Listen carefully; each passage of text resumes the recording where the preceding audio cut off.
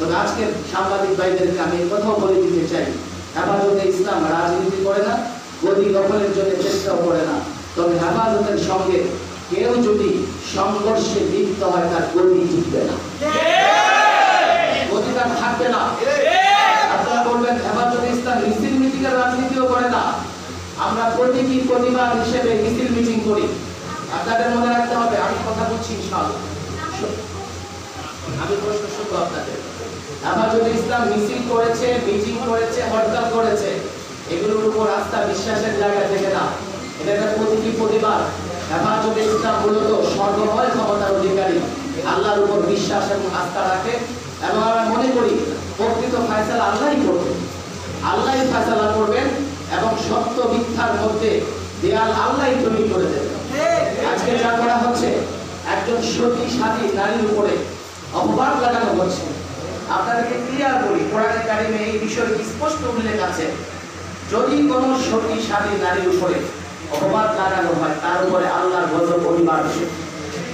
অনেকে অনেক রকমের চিন্তা করে, আমরা মনে করি সরকার দীর্ঘদিন থাকবে, মাননীয় প্রধানমন্ত্রী যতদিন সুস্থ থাকবেন হয়তো তিনি ততদিন থাকবেন, কিন্তু আজকে তার সংসদে বক্তৃতার পরে আমার মনে হচ্ছে সতী সাথী নারীর উপরে একজন আলেমকে নিয়ে তিনি যেভাবে কথা বলেছেন, সরকারি দল কেন হেফাজত চাইলেও আমার মনে হয় না বেশি দিন তাকে ঠিকা দিয়ে রাখতে পারে। স্পষ্ট করছি, মাওলানা মাহমুদ গতকাল লাইভে বলেছেন, আল্লাহর কসম করে বলেছেন, এই কথা স্পষ্ট, হালাল পদ্ধতিতে শরীয়ত সম্মত উপায়ে তিনি তাকে বিয়ে করেছেন, 2 বছর আগে বিয়ে করেছেন। এরপরে যদি কেউ মনে করে মাওলানা মাহমুদ সাহেবের কাছে তথ্য চাইতে পারে, কিন্তু গতকাল যা ঘটনা ঘটেছে আপনি দেখেছেন ফেসবুকের লাইভে, পুলিশ কর্মকর্তা সেখানে উপস্থিত ছিল, সাথে নাকি কিছু সাংবাদিক ছিল, তাদের বক্তব্য শুনে বলা হয়েছে ওরা সাংঘাতিক ধরনের কেউ হবে, সাংবাদিক হবে না। ওরা দেখেন কি করেছে, যদি আমি ধরে নিলাম মামুনুল হক সাহেব সেখানে গিয়েছেন, তাকে সন্দেহ করেছে প্রশাসন, তাকে আটক করবে, যে বিষয়ে সন্দেহ করেছে জিজ্ঞাসাবাদ করবে, প্রয়োজনে তাকে থানায় নিয়ে আসবে।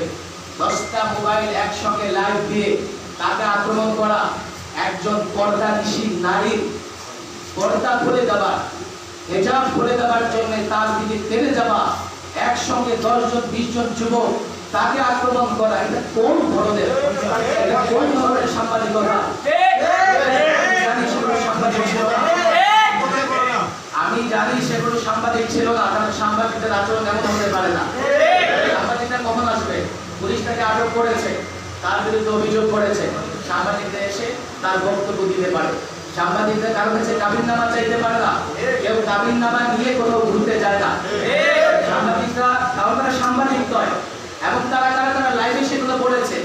একজন সে পরিচয় দিয়েছে, সে থানার ছাত্রলীগের সভাপতি, আরেকজন পরিচয় দিয়েছে সে ওই থানার যুবলীগের সভাপতি। এই ঘটনাগুলো তাদের ক্যামেরায় এবং নারায়ণগঞ্জের কিছু অনলাইন আমরা দেখেছি, অনলাইন নিউজ পেপার হয়তো নিউজ পোর্টাল, তাদের যে ফেসবুক পেজ আছে সেখান থেকে আমরা প্রকাশ্যে দেখেছি এইভাবে তাকে হেনস্থা করা হয়েছে।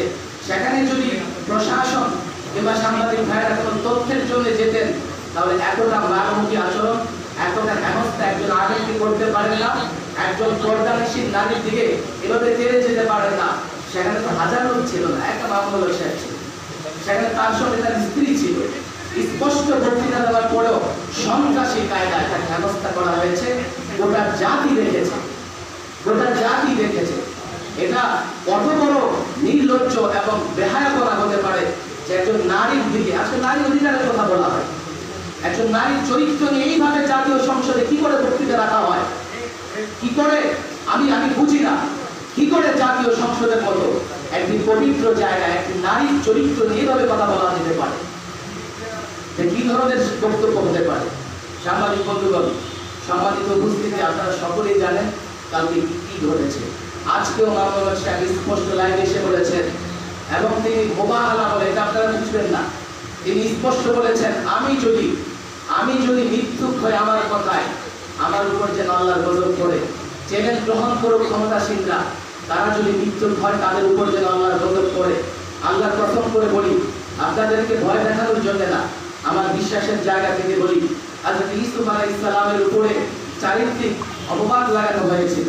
হযরত মুসা আলাইহিস সালামের উপরে নমরুদ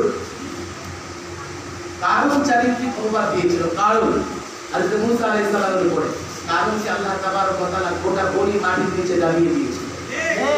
একজন নারী যখন ব্যথিত হয়, একজন নারী যখন কলঙ্কিত করবার চেষ্টা করা হয় নারীকে, তার আত্মা এতটা কষ্ট হয়, তার অন্তর এতটা ব্যথিত হয়, আল্লাহ তাবারক ওয়া তাআলা তার সেই আহাজারি রোনাজারি তার সেই ডাক কখনো ফিরিয়ে দেন না। এজন্য আমার ভয় হয় আমাদের কিছু করতে হবে না, আল্লাহর গজবে ষড়যন্ত্রকারীরা ধ্বংস হয়ে যাবে নিশ্চয়ই। ইসলাম বাহ্যিক শক্তিতে বিশ্বাস করে না, তারা রাতের বেলায় উঠে শুধু দিনের বেলায় মিছিল করে না। আমাদের কোনো ব্যক্তিগত স্বার্থ নেই, রাজনৈতিক স্বার্থ নেই, দেশের জন্য, দেশের কল্যাণের জন্য আমরা কথা বলি আর রাতে উঠে দোয়া এবং কান্নাকাটি করি। আমরা বিশ্বাস করি আল্লাহ যা চান তাই করতে পারেন। অবশ্যই আল্লাহ তাবারক ওয়া তাআলা সত্য এবং মিথ্যার মধ্যে পার্থক্য তৈরি করে দেবেন। আমরা দুঃখিত, আমরা জাতি হিসেবে লজ্জিত, মাননীয় প্রধানমন্ত্রী নারী হয়ে একজন নারীর প্রতি আজকে অপবাদ দিয়েছেন, একজন নারীকে যেভাবে কলঙ্কিত করবার চেষ্টা করা হচ্ছে, এটা অত্যন্ত দুঃখজনক। এর নিন্দা জানানোর কোনো ভাষা আমাদের কাছে নেই।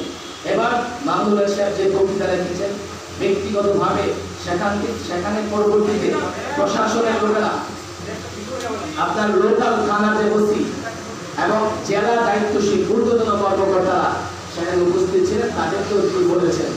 সব কিছু বলার পরে আজকে বক্তৃতা এসে আমরা এমন ধরনের বক্তৃতা শুনতে পাচ্ছি, মনে হয় যে মামুনুল হক স্যার আল্লাহ মাফ করুন সেখানে কোনো অপবিত্র কাজ করতে গিয়েছিল। অত্যন্ত দুঃখজনক।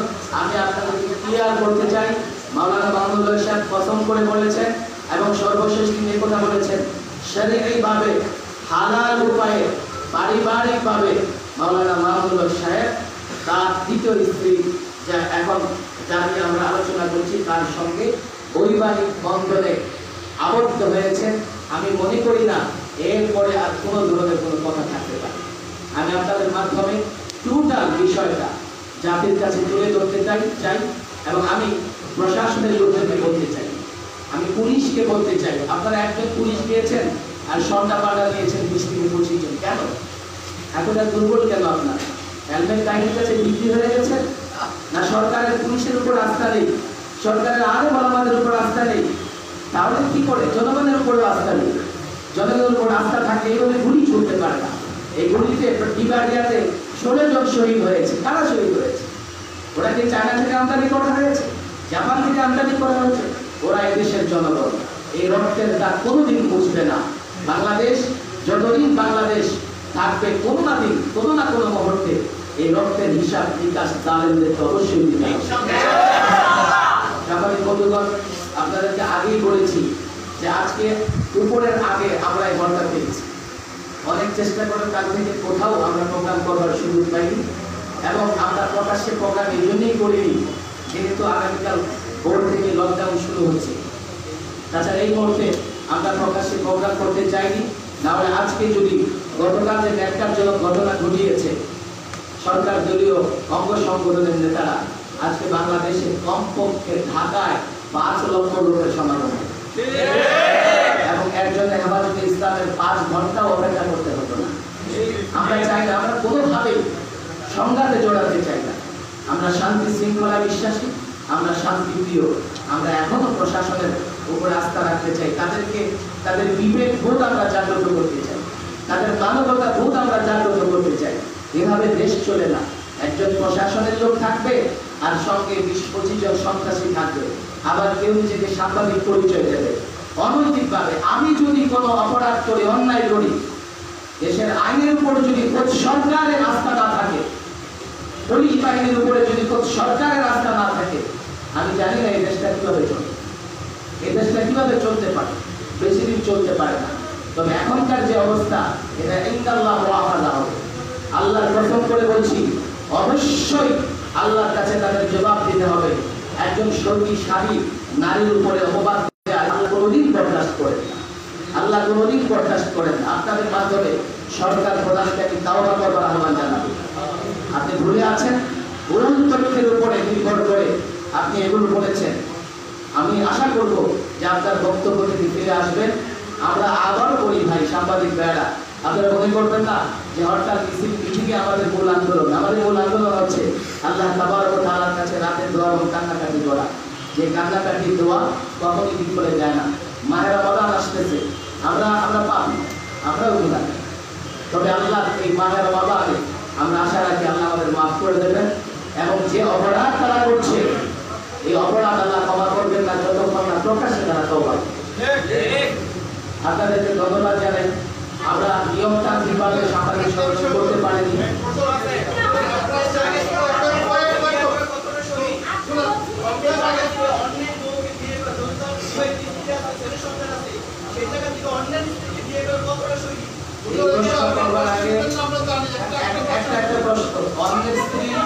এই প্রশ্ন করবার আগে সাংবাদিক ভাই আপনি আগে বলেন, আপনি কি করে জানেন ওদের স্ত্রী?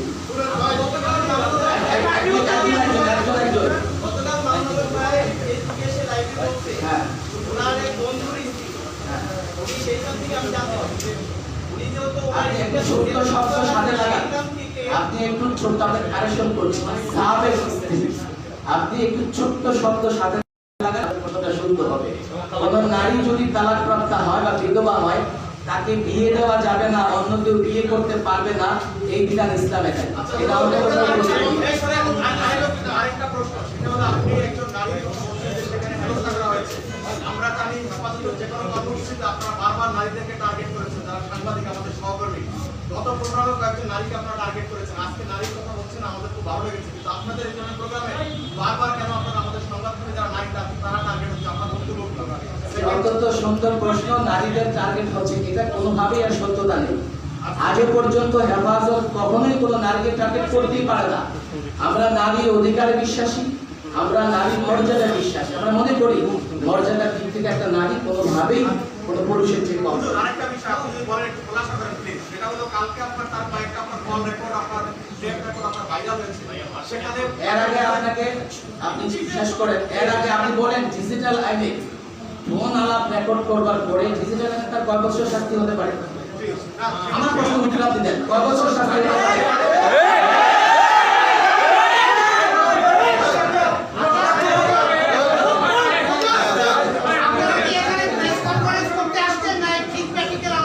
আমরা প্রতিবাদ করব।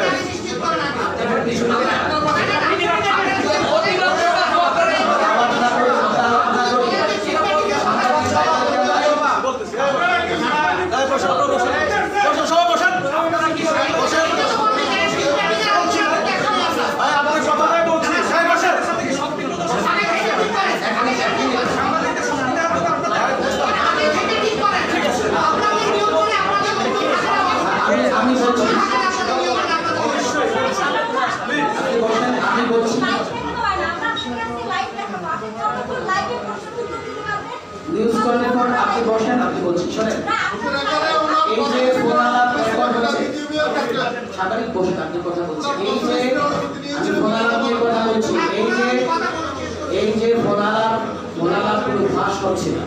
প্রথম কথা হচ্ছে যারা এই ফোনালাপ মানে এডিট করে কাটসাট করে বা বানিয়ে ফাঁস করছে, আমরা তাদের বিরুদ্ধে আইনি ব্যবস্থা নেব। যখন আমরা তাদের বিরুদ্ধে আইনি ব্যবস্থা নেব তখন এরপরে আপনারা আমাদের জিজ্ঞেস করবেন যেটার সত্যতা কতটুকু। আমরা চ্যালেঞ্জ করে এগুলোকে আইনি ব্যবস্থা নেব। এগুলো আইন বিরোধী এবং এগুলো শাস্তিযোগ্য অপরাধ।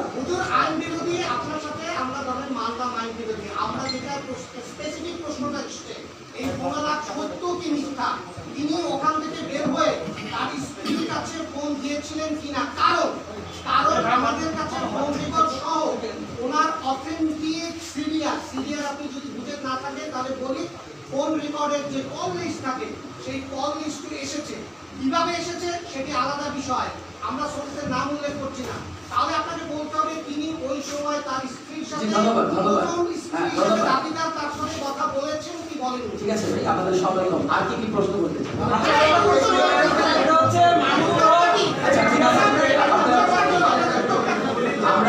আমি সর্বশেষ প্রশ্নের উত্তর দিচ্ছি, এরপরে দেখেন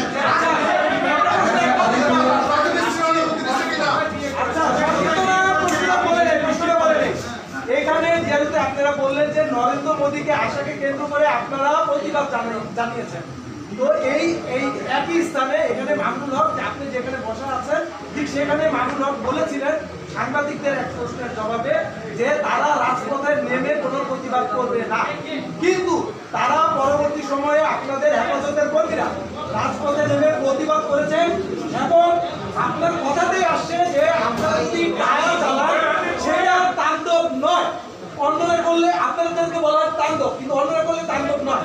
সেই ক্ষেত্রে কয়েকটা গণমাধ্যম কর্মীদের গাড়ি ভাঙচুর করা হয়েছে, নারী কর্মীদেরকে আঘাত করা হয়েছে, বিভিন্ন সাংবাদিকদেরকে আঘাত করা হয়েছে। সেই বিষয়টা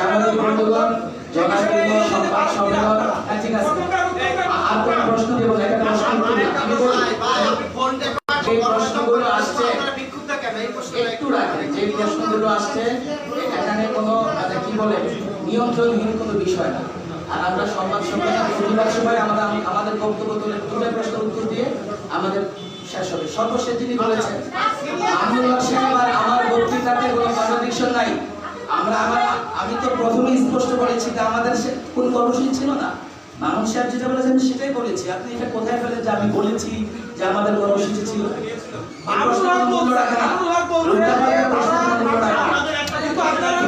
বিষয়ে আমি ক্লিয়ার করি। বিয়ে করেছে শরীয়ত মোতাবেক কবে কোথায় বিয়ে করেছে এটা কি